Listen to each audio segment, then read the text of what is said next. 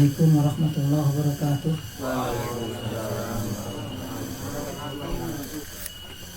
Daun salam dari Pasar Cagak, salamnya belum kompak.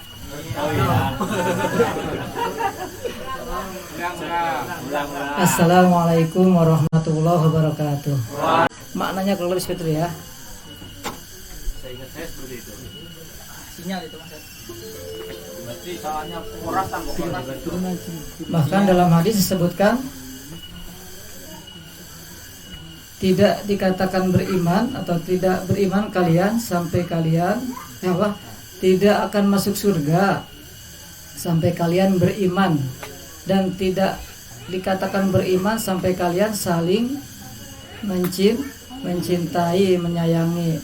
Kata Rasulullah SAW, maukah kalian aku tunjukkan perkara yang akan mendatangkan saling mencintai, yaitu engkau mengucapkan salam kepada orang yang kalian kenal ataupun tidak dikenal. Inilah, untuk rohani harus senantiasa ketika berpapasan biasakan untuk mengucapkan salam ya.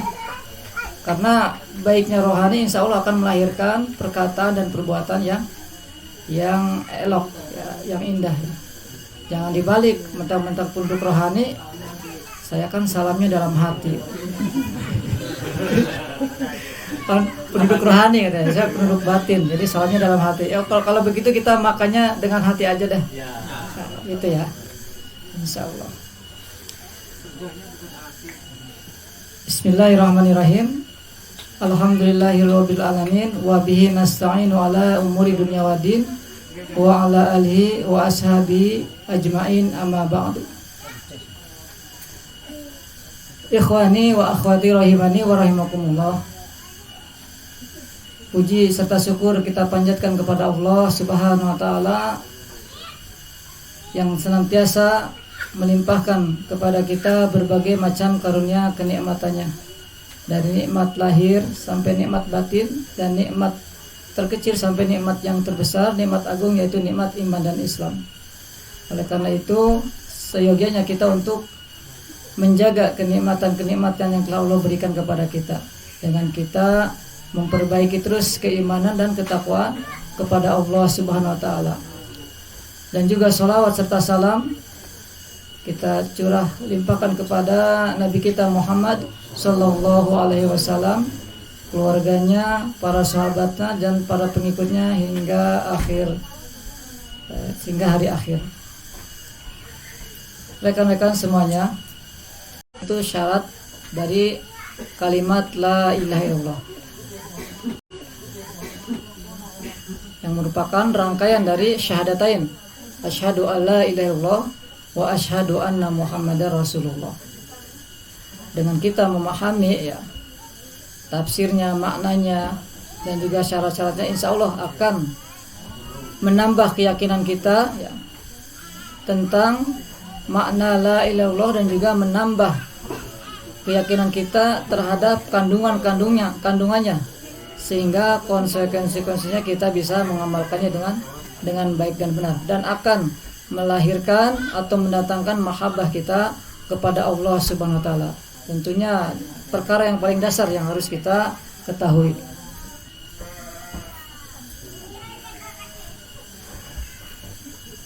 Kemudian kita masuk rukun syahadat Muhammadur Rasulullah.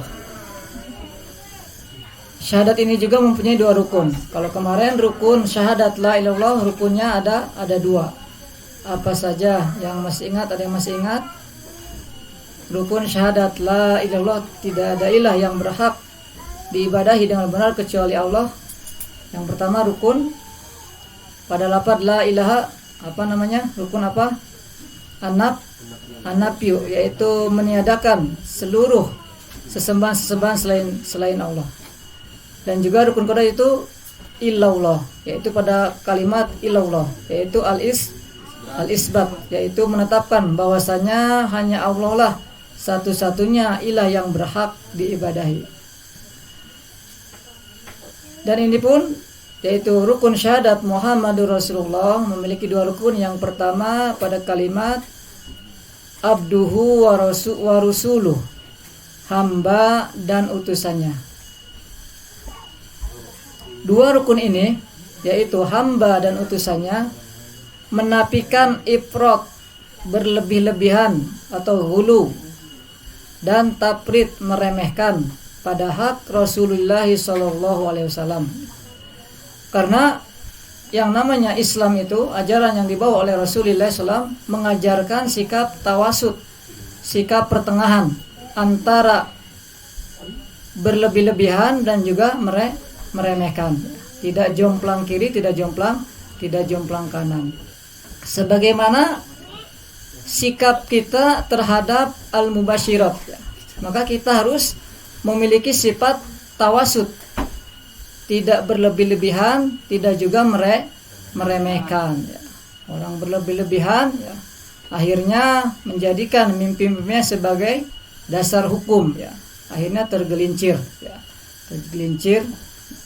Dan orang yang meremehkan, akhirnya mereka tidak mau menerimanya, mengingkari, menolaknya. Mimpi kok dipercaya. Sebagian orang meremehkan dan sebagian berlebihan. Nah, yang diajarkan dalam Islam yaitu kita tawasud, pertengahan. Artinya ketika kita mendapatkan mimpi, maka sebagai bentuk tawasud, maka langkah yang pertama yaitu kita melihat bahwasanya mimpi itu ada 3 jenis. Mimpi sebagai bunga tidur, mimpi dari syaitan, dan mimpi dari Allah SWT. Maka tabayun, pelajari, apakah mimpi-mimpi kita ataukah mimpi-mimpi teman kita salah satu dari 3 jenis tersebut.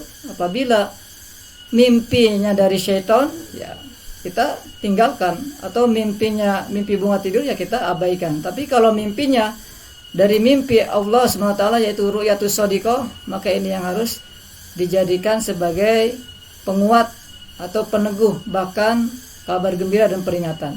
Lebih-lebih tentang mimpi-mimpi akhir zaman yang sudah disabdakan oleh Rasulullah SAW 1400 tahun yang lalu, tentang kebenaran terhadap mimpi-mimpi akhir zaman, karena merupakan satu bagian dari 46 atau 45 kenabian.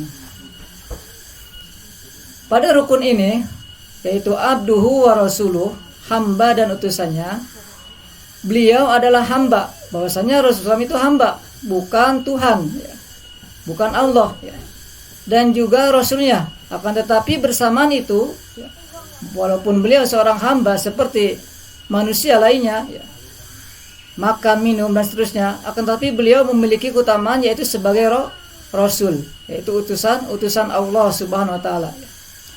Beliau adalah makhluk yang paling sempurna dalam 2 sifat yang mulia ini. Hamba yang paling sempurna, bagaimana penghambaan beliau kepada Allah, tidak dicampuri dengan kesyirikan sedikit pun. Menunjukkan sifat sempurna seorang hamba, yaitu Nabi Muhammad SAW. Dan juga beliau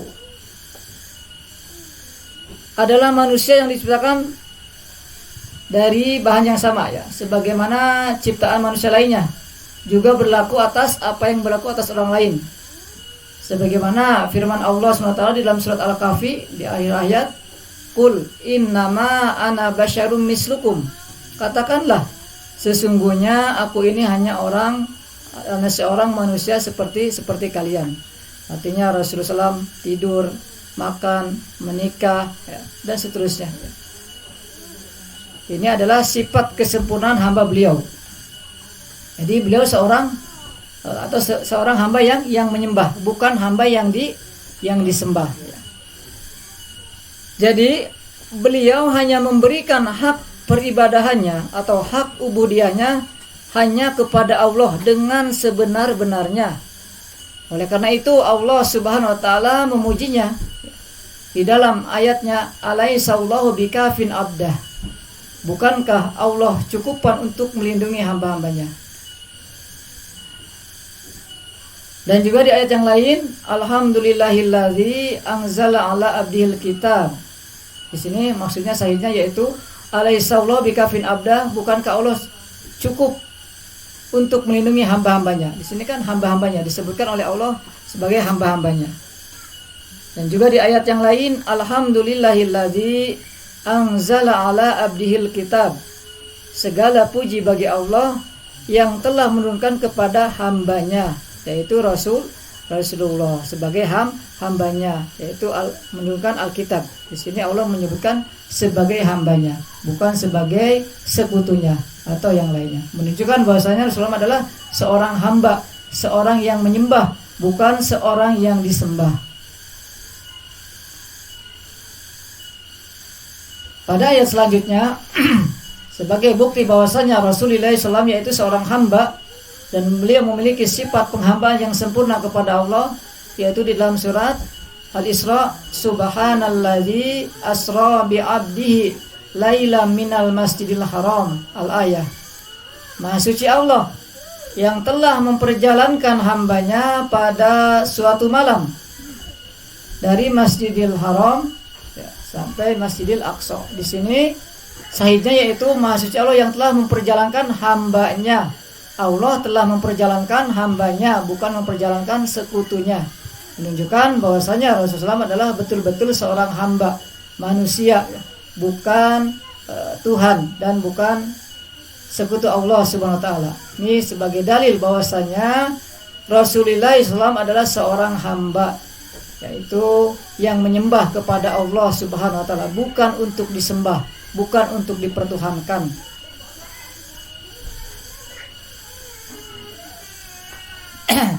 Kemudian rukun yang kedua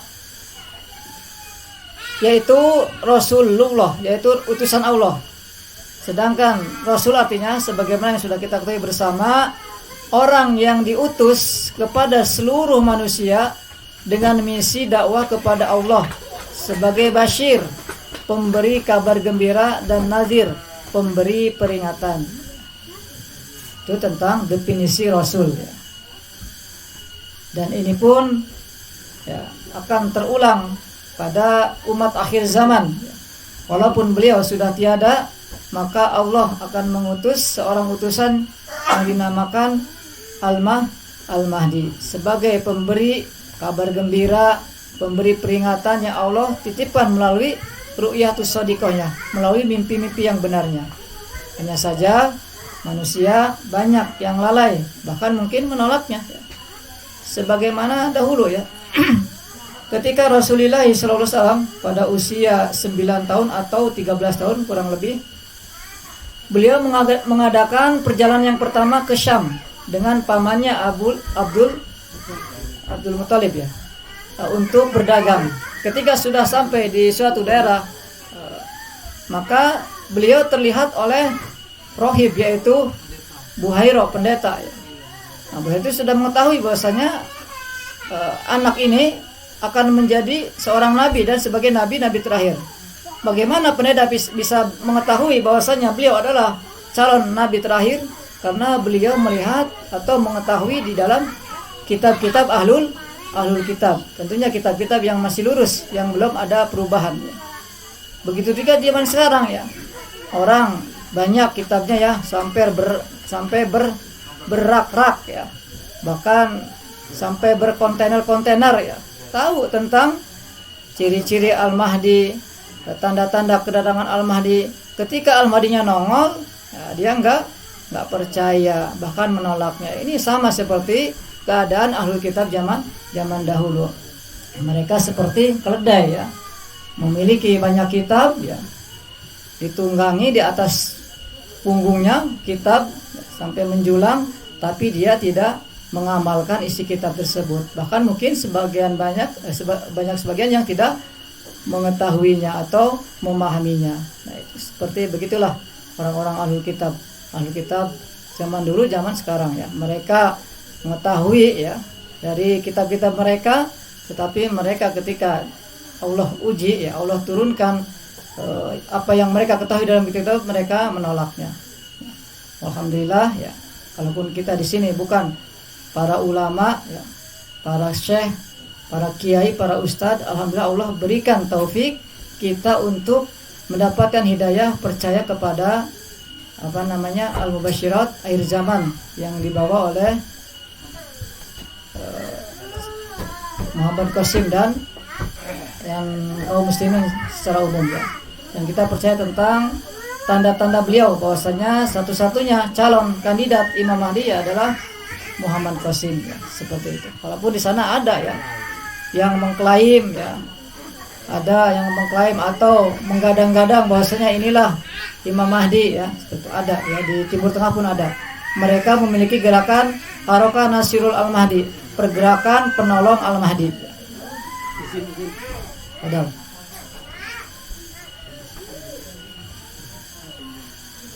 Kita lanjutkan. Persaksian untuk Rasulullah SAW dengan dua sifat ini, yaitu bahwasanya Rasulullah SAW seorang hamba Allah dan juga seorang utusannya, meniadakan ifrat. Apa itu tadi ifrat? Berlebih-lebihan dan tafrid, meremehkan pada hak Rasulullah SAW. Karena banyak orang yang mengaku umatnya lalu melebihkan haknya atau mengkutuskannya hingga mengangkatnya di atas martabat sebagai hamba hingga kepada martabat ibadah penyembahan untuk selain dari Allah Subhanahu wa taala. Ini berlebih-lebihan ya. Mereka berlebih-lebihan terhadap hak seorang hamba Nabi Muhammad SAW sampai mengangkat kepada derajat penyembahan ya, meminta-minta ya di kuburan beliau ya, atau menganggap bahwasanya Islam yang satu-satunya yang bisa melepaskan kesulitan-kesulitan ya, seperti itu. Seperti contoh mereka beristighosah, minta pertolongan kepada beliau dari selain Allah. Ini adalah bentuk-bentuk gulu ya, tafrid, berlebihan ya, menjadikan Rasulullah SAW kepada martabat yang disembah, padahal Rasulullah adalah hamba yang menyembah. Juga meminta kepada beliau apa yang tidak sanggup melakukannya selain Allah, seperti memenuhi hajat ya, lebih-lebih kepada meminta kepada Faqih Muqaddam sampai 73 katanya hajatnya bisa terpenuhi ya. Ini adalah akalnya rusak ya. Akalnya rusak ya. Orang-orang berbuat kesyirikan itu akalnya rusak ya. Padahal dahulu ya, ketika Rasulullah SAW, orang-orang jahiliyah akalnya rusak ya. Mereka menjadikan berhala sebagai perantara sebagai untuk memenuhi hajat-hajatnya. Ketika Rasulullah SAW datang menyeru kepada tauhid ya, dan menegakkan tauhid, maka akalnya kembali benar ya. Yang sebelumnya akal mereka rusak ya, seperti itu. Menjadikan berhala-berhala sebagai Tuhan-Tuhan mereka. Akan tetapi di pihak lain, sebagian orang mengingkari kerasulannya atau mengurangi haknya, sehingga ia bergantung kepada pendapat-pendapat yang menyalahi ajarannya, seperti memaksakan diri dalam menakwilkan hadis-hadis dan hukum-hukumnya ya. Seperti itu. Banyak ya orang-orang yang seperti ini. Mereka lebih mengedepankan pendapat-pendapat akalnya ya, daripada mengikuti hadis-hadis yang sudah jelas dari Rasulullah SAW. Seperti misalkan hadis tentang lalat ya, lalat yang masuk ke minuman ya. Dalam hadisnya kan jangan dibuang tapi tenggelamkan, kemudian lalatnya dibuang, diminum susunya. Ternyata setelah diteliti kan seperti itu, bahwasanya lalat sayap kirinya membawa penyakit dan sayap kanannya membawa obatnya. Menunjukkan bahwasanya kebenaran hadis Rasulullah SAW melebihi kebenaran atau melebihi kecanggihan Microsoft para profesor ya. Maka kalau kita sudah yakin bahwasanya hadis tersebut benar-benar Microsoft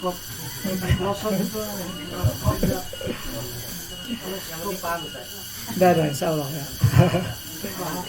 Jadi kalau kita sudah yakin, walaupun kita mungkin tidak masuk akal ya, kita ingin malah mereka orang-orang kafir ya, dengan berbagai penelitian ya, akan tetapi mereka tetap saja mereka tidak beriman ya. Pun syahadat Muhammadur Rasulullah. Kemudian yang B yaitu syarat syahadat anna Muhammadar Rasulullah, bahwasanya kita bersaksi Muhammad adalah utusan Allah Subhanahu wa taala. sama memiliki syarat-syaratnya agar kita semakin mengenal beliau. Nah, dengan kita mengenal beliau maka kita akan mencintainya. Di antara bukti mencintai yaitu kita mengikuti ajarannya. Yang pertama, al-i'tirafu bi risalatihi wal iman biha fi qalbi. Mengakui kerasulannya dan meyakininya di dalam hati. Artinya kita tidak cukup mengucapkannya di lisan, tidak cukup ya. Hanya di lisan, tapi harus memiliki keyakinan yang teguh dalam hati bahwasanya beliau adalah betul-betul utusan terakhir yang membawa wahyu Allah Subhanahu wa taala. Jadi jika ada yang mengaku nabi ya, mengaku rasul ya dengan berbagai macam perkara-perkara yang di luar adat atau mungkin dianggap karomah ya, maka kita tidak mempercayainya. Itu adalah dusta ya, nabi palsu. Karena kita sudah yakin ya bahwasanya akidah kaum muslimin secara umum ya bahwasanya tidak ada nabi dan rasul setelah nabi kita Muhammad sallallahu alaihi wasallam. Dan di zaman sekarang banyak orang yang mengaku cinta nabi ya, cinta rasul, tetapi lebih yakin kepada itu pendapat-pendapat ya, kaum barat ya, seperti itu. Teori konspirasi atau tokoh-tokoh dunia daripada kepada pendapat Rasulullah SAW yang termaktub di dalam hadis-hadis sahihnya. Sehingga muncullah paham relativitas begitulah. Artinya mereka semua agama dianggap sama ya, padahal ini menyalahi risalah yang beliau bawa ya. Sebagaimana di dalam ayat disebutkan inna dina indallahil Islam. Ya, bahwasanya sesungguhnya agama yang diridhoi di sisi Allah hanyalah Islam. Dan juga di sana ada ayat barang siapa yang mencari agama selain Islam maka ditolak dan dia termasuk orang yang merugi di akhirat. Ini sudah jelas ya. Nah, jadi ketika ada orang yang membawa paham bahwasanya agama sama saja walaupun dengan kata-kata yang indah ya, yang memukau, maka kita harus menolaknya ya, bahkan jangan sampai kita mendengarnya ya, karena itu syubhat ya. Jadi, karena ada sebagian salaf ya, ketika dia dihadapkan dengan orang-orang ahlul bid'ah ya, ahlul zaig, ahlul yang menyimpang, dia tidak mau mendengarnya. Atau ketika ada ahlul bid'ah, dia sedang ceramah ya. Nah si ulama ini ya, dia sedang, maaf ya, mungkin agak kurang sopan, dia sedang mencabuti bulu ketiaknya. Ketika ditanya, kenapa kamu tidak mendengarkan itu syekh besar? Mendengarkan syekh besar itu, katanya dia pelaku bid'ah, bahkan banyak kesyirikan. Lebih baik aku mencabut bulu ketiak karena ada sunnahnya, seperti itu. Begitu juga dengan kita ya, ketika kita mengetahui ada dai ya yang membawa syubhat ya, sebaiknya kita jangan mendengarnya atau jangan menontonnya, kecuali kita ingin membantahnya, kita sudah mampu untuk membantahnya, silahkan. Tapi kalau sekiranya kita khawatir syubhat masuk ya, dan kita malah ragu-ragu dengan kebenaran yang sudah kita yakini, maka sebaiknya kita tinggalkan, seperti itu. Lebih baik kita membaca Al-Quran, membaca hadis ya, atau yang lainnya dari amalan-amalan ketaatan yang sudah jelas ya, yang diajarkan oleh Rasulullah SAW. Kemudian yang kedua, di antara syarat syahadat Muhammadur Rasulullah yaitu an-nutqu wal iqraru biha bil lisan, mengucapkan dan mengikrarkan dengan lisan. Jadi bukan sebatas mengucapkan, tapi harus diikrarkan. Yaitu bukan sekedar untuk diyakini, tapi harus diikrarkan. Bukan sekedar untuk diyakini. Saya mah sudah yakin, jadi dia tidak butuh mengucapkan. Ya, saya mah yakinlah karena saya penduduk rohani, jadi batin saja. Ya, ini keliru ya. Harus diikrarkan. Sebagaimana pengertian iman. Iman adalah nutkun bil lisan, wa i'tiqadun bil janan, wa amalun bil jawari wal arkan. Bahwasanya iman itu mengucapkan dengan lisan, meyakini dengan hati, dan mengamalkan dengan anggota badan. Kalau seorang hanya meyakini saja dengan hatinya, tidak mau mengucapkannya, tidak mau beramal, maka dia telah terjatuh kepada firqah sesat, yaitu firqah murji'ah. Mereka hanya iman bagi mereka hanya sebatas keyakinan, tidak perlu amalan, ya, seperti itu. Ini keyakinan yang menyimpang, yaitu firqah murji'ah, seperti itu.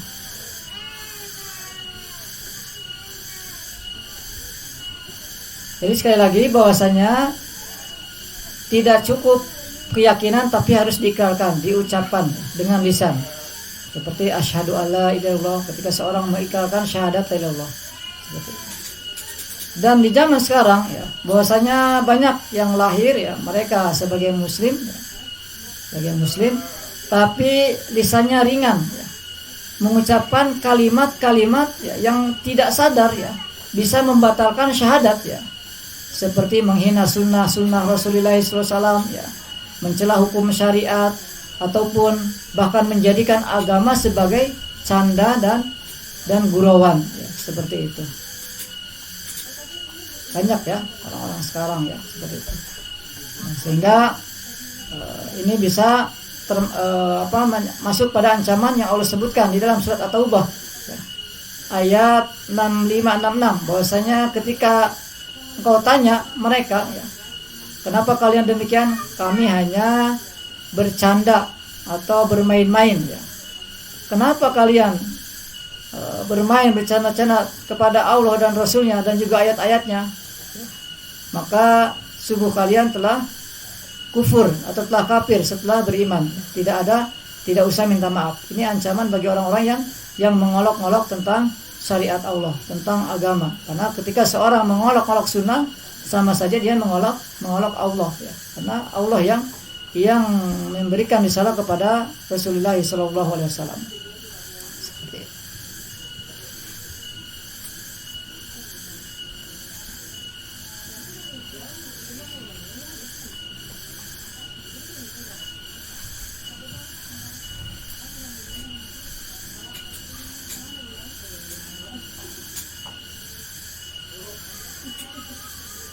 Kemudian yang ketiga, di antara syarat syahadat Muhammadur Rasulullah, yaitu ittiba'u bil amali bima ja'a bihi minal haq wa tarku ma naha anhu minal batil. Mengikutinya dengan mengamalkan ajaran kebenaran yang telah dibawanya serta meninggalkan kebatilan yang telah dicegahnya. Ya, seperti itu. Ini ketika kita mencintai, mengikrarkan bahwasanya Nabi Muhammad adalah hamba dan utusan Allah, di antaranya kita harus mengikuti dengan mengamalkan ajaran kebenaran yang telah dibawanya serta meninggalkan kebatilan yang telah dicegahnya. Karena ketika kita sudah mengetahui ya, perintah-perintah Rasulullah SAW, lebih-lebih yang berkaitan dengan ancaman-ancaman, kemudian kita mengabaikannya bahkan menolaknya, maka Allah ancam ya. Falyahdharil ladzina amanu, barang siapa yang menyelisih perintahnya itu Rasulullah, maka Allah akan timpakan fitnah ya, atau azab yang sangat pedih ya. Fitnah itu umum ya, bisa mungkin perselisihan di antara saudara, dan juga beratnya dia melakukan ketaatan seperti itu.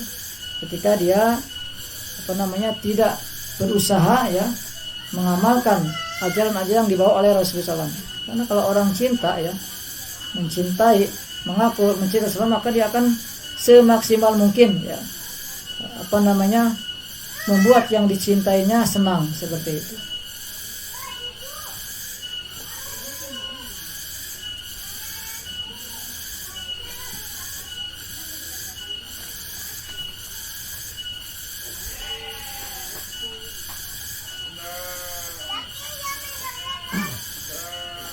Kemudian yang keempat, tasdiqu jami' ma akhbara bihi minal ghuyub al-madiyah wal atiyah.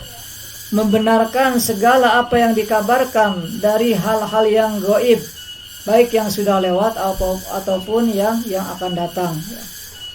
Jadi kita percaya pada berita-berita yang Rasulullah kabarkan, baik perkara-perkara gaib yang disampaikan beliau tentang surga, tentang neraka beliau ya, tentang neraka, kemudian tentang malaikat atau tentang kiamat, tanda-tanda akhir zaman ya, maka kita harus percaya, harus membenarkan dengan sebenar-benarnya ya. Karena banyak ya zaman sekarang kaum muslimin ya yang meragukan bahkan mengingkari hadis-hadis tentang fitnah akhir zaman, seperti munculnya sosok Dajjal ya. Mereka banyak yang mengingkari ya, ataupun turunnya Nabi Isa ya, dan diutusnya Al-Mahdi. Mereka banyak mengingkari ya. Minimal mereka hanya mengatakan itu sebagai simbol, sebagai simbolik ya, bukan kenyataan yang sebenarnya. Seperti itu. Padahal hadis-hadisnya secara zahir mengatakan bukan sebatas simbol, tapi betul-betul ya, sosok muncul Nabi Isa dan juga Imam Mahdi, Dajjal dan seterusnya. Sehingga mereka yang katanya sebagai pemikir-pemikir Islam ya malah menganggap sebagai sebuah mitos ya, atau mendoikan hadis-hadis tersebut ya, seperti itu ya. Minimalnya mereka menganggap hanya sebatas simbolik ya, seperti itu. Padahal beliau telah bersabda dengan kebenaran wahyu ya. Ketika Rasulullah bersabda tentang munculnya Dajjal, turunnya Nabi Isa, beliau bersabda dengan kebenaran wahyu ya, bukan dengan pikiran beliau ya. Karena apa yang beliau ucapkan ya, itu sama saja merupakan wahyu dari Allah Subhanahu wa taala. Sebagaimana firman Allah Subhanahu wa taala, "Wa ma yantiqu 'anil hawa in huwa illa wahyuha." Dan tidaklah beliau berbicara dengan hawa nafsunya melainkan wahyu yang diwahyukan kepadanya. Itu syarat yang keempat tentang syahadat Muhammad Rasulullah. Kemudian syarat yang kelima, mahabbatu fawqa mahabbatin nas wal mal wal walid wal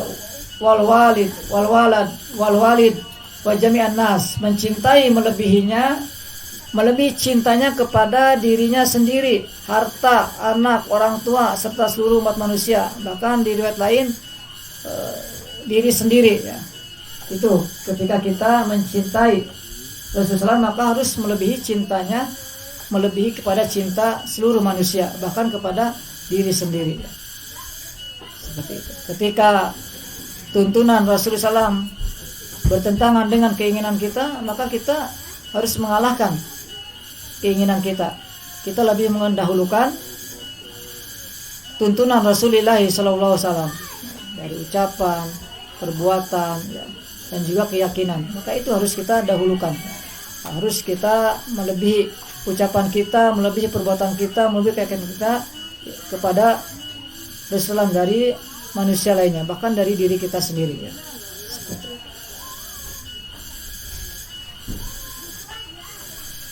Dan di zaman sekarang banyak ya orang yang mengaku cinta ya, mengklaim saya cinta Rasul, saya cinta Nabi ya, bahkan mereka bersolawat ya, saking cintanya solawatnya diiringi musik-musik ya, bahkan dengan joget-joget. Nah, itu keliru ya, cinta yang keliru ya. Cinta yang keliru bukan seperti itu. Hakikat mencintai beliau yaitu kita mengikuti tuntunannya ya, baik dari ucapan, keyakinan, perbuatan. Itu hakikat cinta kepada beliau ya. Tidak hanya cinta hanya sebatas lisan, misalnya hanya pada saat pembacaan maulid ya, baru tumbuh cinta, tapi tidak diwujudkan dalam ketaatan sehari-hari dalam mengikuti tuntunan beliau ya. Banyak ya, mereka mengadakan acara-acara sebagai bentuk cinta kepada beliau, sholawatan ya sampai tengah malam. Ternyata jangankan untuk sholat qiyamul lail, sholat subuh pun mereka terlewat ya. Tapi tidak semua ya, banyak yang seperti itu. Ini bukan bentuk kecintaan kepada beliau ya. Yang namanya kecintaan kepada beliau ya, kita mengenal beliau dan juga kita mengikuti tuntunan beliau ya. Bukan hanya sebatas cinta di lisan ya, tetapi harus diwujudkan, diaplikasikan dalam kehidupan kita sehari-hari ya. Dari mulai kita bangun tidur sampai tidur kembali ya. Maka kita cari mana tuntunan Rasulullah SAW, maka kita amalkan ya, semampunya ya, sekuatnya ya, untuk mengamalkan sunnah beliau ya, seperti itu. Karena disebutkan dalam sebuah hadis ya, tidak beriman salah seorang di antara kalian sampai kalian mencintai beliau melebihi cinta kepada orang tua, anak, dan manusia seluruhnya. Sebagaimana hadis Bukhari dan Muslim. Ya, mudah-mudahan kita di sini ya dimudahkan oleh Allah Subhanahu wa taala untuk mencintai beliau ya, betul-betul dengan kecintaan yang sebenar-benarnya, bukan hanya pengakuan semata ya. Sehingga dengan kita mencintai beliau, maka kita pun akan mudah mencintai Allah. Ketika kita mahabbah kepada Rasulullah SAW dengan sebenar-benar mahabbah, maka kita akan mudah mahabbah kepada Allah Subhanahu wa taala. Kemudian yang keenam, yang merupakan syarat terakhir dari syarat syahadat Muhammadur Rasulullah, taqdimu qaulahu ala qauli ghairi wal amalu bi sunnati.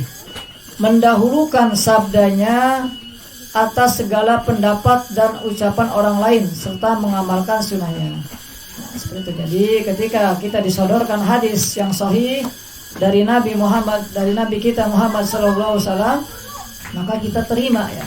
Jangan dibenturkan dengan perkataan siapapun ya.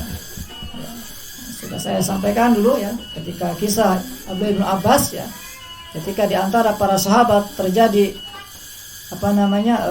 perbedaan atau perdebatan dalam masalah fikih, kemudian Abdullah bin Abbas menyampaikan hadis-hadis Islam dengan jelas. Sebagian sahabat mengatakan Abu Bakar bilang begini, Umar bilang begini, maka Abdullah bin Abbas marah ya. Hampir-hampir kalian dihujani batu. Ketika Rasulullah SAW mengatakan seperti ini, kalian mengatakan fulan begini. Ini adalah bentuk kekeliruan. Artinya kita harus mendahulukan sabda Rasulullah SAW. Jangankan ucapan ulama atau ustaz atau syekh, ucapan para sahabat yang mulia saja seperti Abu Bakar, Umar radhiyallahu anhuma ya, maka ditimbang dengan perkataan Rasulullah SAW. Lebih-lebih perkataan selain keduanya, perkataan syekh, kiai ya, harus ditimbang dulu ya. Apakah ini ada sumbernya dari hadis Rasulullah? Sekarang mudah ya untuk mengkonfirmasi sebuah hadis ya, sahih atau tidaknya. Kita tinggal buka Sahih Bukhari, Sahih Muslim ya. Mudah. Berbeda dengan zaman dahulu ya. Untuk mendapatkan satu hadis, para ulama harus mengadakan perjalanan 1-2 bulan untuk mendapatkan satu hadis. Kalau kita sekarang dimudahkan oleh Allah SWT, tinggal klik ya, terbuka ribuan hadis ya. Hadis dari Sahih Muslim atau Sahih Bukhari ya. Ini adalah kenikmatan ya. Siapa yang bisa nyanyiin silakan. Tinggal kita mau ya, tinggal kita kembalikan kepada diri kita ya. Sejauh mana kita mau mempelajari sunnah-sunnah Nabi kita Muhammad SAW ya. Mudah, kita dimudahkan oleh Allah SWT ya. Dimudahkan dengan adanya kitab-kitab, dengan adanya aplikasi-aplikasi misalkan tentang hadis, maka ini adalah kemudahan bagi kita. Tinggal kita kembali kepada diri kita, sejauh mana kita mau mendalami, mengkaji ya, mencari ya tuntunan Rasulullah SAW ya. Ini adalah kenikmatan yang harus kita syukuri ya. Nah, seperti itu. Tapi kadang di zaman kemudahan teknologi, bersamaan itu kadang manusia banyak tidak sedikit ya yang malas, yang tidak mau mencarinya ya. Ulama dahulu ya, mereka sampai 1-2 bulan untuk mencari satu hadis. Bahkan lupa lagi itu siapa yang beliau untuk mendapatkan satu hadis ya, sampai tidur di depan pintu rumahnya ya, nunggu gurunya untuk keluar ya, sampai bahkan berhari-hari. Saya lupa kisahnya ya, ada di Syiar Alam An-Nubala ya, kisah-kisah para ulama ya tentang kesungguhan mereka dalam menuntut ilmu, dalam mencari hadis-hadis Rasulullah SAW.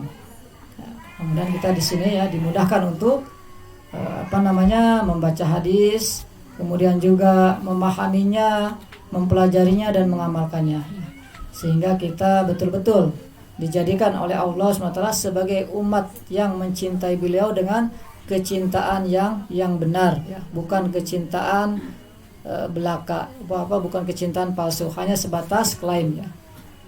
Seperti itu. Ini diantara 6 syarat syahadat anna Muhammadar Rasulullah.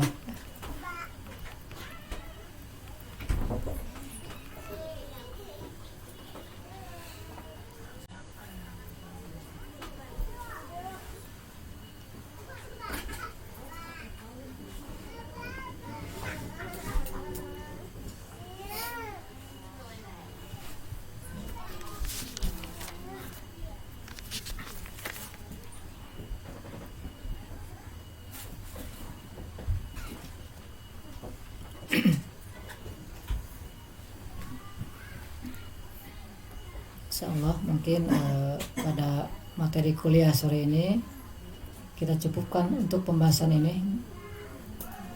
Mudah-mudahan bermanfaat bagi saya pribadi dan umumnya bagi saudara-saudaraku semuanya.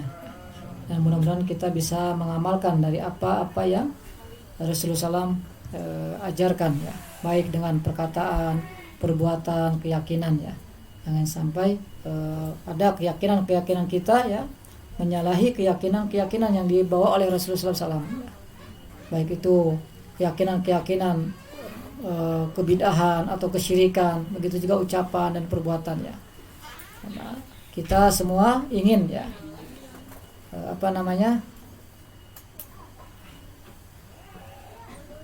di surga nanti bersama orang yang kita cintai ya. Sebagaimana hadis bahwasanya seorang akan bersama orang yang dicintai. Mudah-mudahan dengan kita betul-betul mencintai beliau ya, kita walaupun tidak bareng ya, satu tingkatannya minimal dekat ya dengan